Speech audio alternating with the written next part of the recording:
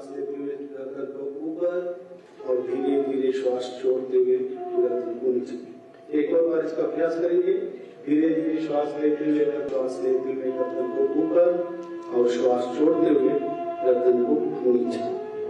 और अब दोनों हाथों को नीचे की ओर लेके जाइए, दोनों कोने को छाती के सामने लेके आइए और धीरे धीरे दोनों कोने को घड़ी की सुई के समान घुमाइए। इसका अभ्यास एक और बार करेंगे। पूरा ध्यान कंधों पर और विपरीत दिशा में भी इसका अभ्यास करिए। धीरे धीरे श्वास लेते हुए ऊपर और श्वास छोड़ते हुए नीचे। और दोनों अगला अभ्यास घुटने चालन क्रिया। जिन्हें भी घुटने में दर्द है, आर्थराइटिस है, गठिया जैसी शिकायत है, ऐसे व्यक्ति सावधानी के साथ इसका अभ्यास करना है। श्वास भरते हुए दोनों हाथों को सामने से कंधों के समानांतर लेके आइए। हथेलियों का मुख नीचे की तरफ रहे और श्वास छोड़ते हुए बैठ जाइए और आधी कुर्सी के ऊपर बैठे जैसे, और धीरे धीरे श्वास लेते हुए ऊपर खड़े हो जाइए। एक और बार इसका अभ्यास करेंगे। धीरे धीरे श्वास भरते हुए नीचे की तरफ और धीरे धीरे श्वास लेते हुए ऊपर की तरफ। कमर सिर सीधा रखे, इसको दंडासन कहते हैं। इस अवस्था से अगले आसन पद्मासन का अभ्यास करेंगे।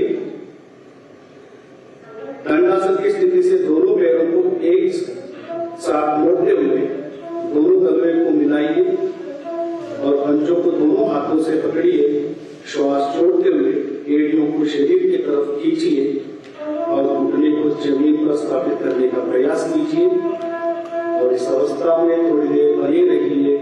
पेल्विक फ्लोर मसल को मजबूत करता है और मांसपेशियों में रक्त संचार को बढ़ाता है। और धीरे धीरे दोनों हाथों को जोड़िए, पैरों को आगे की तरफ फैलाइए और दंडासन में आइए और शीतल दंडासन में विश्राम कीजिए। दोनों हाथों को पीछे की तरफ लेके जाइए। दोनों पैरों के बीच में 1 फुट के अंतर रहो। गर्दन को एक तरफ दाएं या बाएं तरफ रखें और विश्राम कीजिए। और सामान्य श्वास प्रश्वास पर इस अवस्था में थोड़ी देर बने रहिए। यह अभ्यास पेल्विक फ्लोर मसल को मजबूत करता है और मांसपेशियों में रक्त संचार को बढ़ाता है और पाचन क्रिया को भी बढ़ाता है।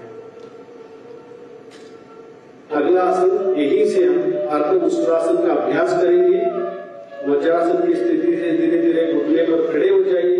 घुटने के बीच कुछ अंतर बना के रखिए। दोनों हाथों को कमर के पीछे रखिए, कलाई ऊपर और उंगलियां नीचे की तरफ रहे और धीरे धीरे श्वास को करते हुए सिर गर्दन छाती के ऊपर की भाग को पीछे लेके जाइए। इस दौरान आंखें खुली रहे और इस अवस्था में थोड़ी देर सामान्य श्वास प्रश्वास पर बने रहिए। यहाँ अभ्यास बैक मसल को मजबूत करता है और कमर दर्द को दूर करता है। और धीरे धीरे श्वास छोड़ते हुए सिर गर्दन और छाती को सामान्य स्थिति में लेके आइए और धीरे धीरे वज्रासन में पुनः बैठ जाइए।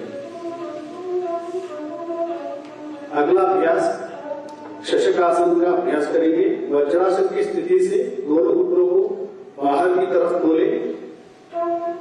दोनों हाथों को हथेलियों को आगे फर्श पर स्थापित करें और धीरे धीरे श्वास छोड़ते हुए हथेलियों को सरकाते हुए शरीर को आगे की ओर लेके जाइए। नितंब एड़ियों पर टिका के रखें। छाती को तर्ती पर स्थापित करें और सामान्य श्वास प्रश्वास पर इस अवस्था में थोड़ी देर बने रहिए। यहाँ अभ्यास फेफड़ों की कार्यक्षमता को बढ़ाता है, अपर बैक मसल को मजबूत करता है और धीरे धीरे श्वास भरते हुए दोनों हाथों को सरकाते हुए शरीर के पास लेके आइए और दोनों हाथों को घुटने पर स्थापित करें और विश्राम कीजिए। यहीं से हम उत्तान मंडूकासन का अभ्यास करेंगे। धीरे धीरे श्वास भरते हुए दोनों हाथों को बगल में से सिर के ऊपर लेके जाइए और एक एक हाथ को दाएं हाथ को मोड़ते हुए बाएं कंधे पर और बाएं हाथ को मोड़ते हुए दाएं कंधा पर स्थापित करें। गर्दन को सीधा रखने का प्रयास। इस अवस्था में सामान्य श्वास प्रश्वास के साथ थोड़ी देर बनी रहिए। यह अभ्यास फेफड़ों का कार्यक्षमता को बढ़ाता है सामान्य श्वास प्रश्वास पर। यह आसन पाचन क्रिया को बढ़ाता है, डाइजेशन मेटाबॉलिज्म को बढ़ाता है, अजीर्ण कब्जी जैसे विकार और गहरा लंबा श्वास बाहर छोड़ें। पूरा ध्यान श्वास प्रश्वास पर रहना है।